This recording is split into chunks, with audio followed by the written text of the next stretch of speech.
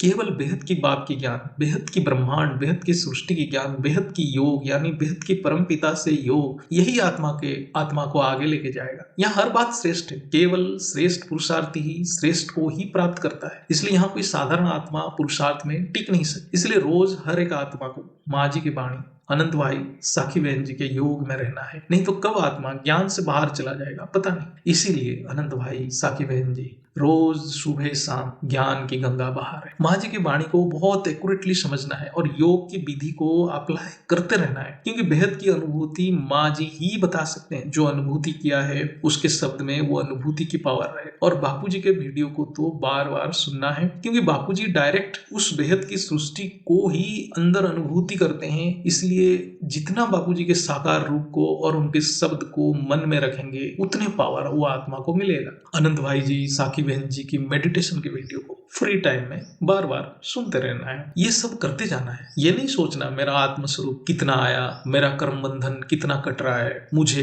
कुछ दिख रहा है कि नहीं दिख रहा है, ये सब भूल जाना है। केवल बुद्धि को बिजी रखना है। बुद्धि इधर उधर भागा तो फिर संकल्प उल्टा चलेगा। अभी एक ही पुरुषार्थ है, बुद्धि को ज्ञान योग सेवा में बिजी रखना है। इसलिए कर्मयोगी बनने के लिए बापूजी कहते हैं, गीता का सार है, उपनिषद का मूल उपदेश भी है, बिना लक्ष्य बिना कर्म मनुष्य की संकल्प नियंत्रण में नहीं रहता है और उसकी पतन हो जाता है। इसलिए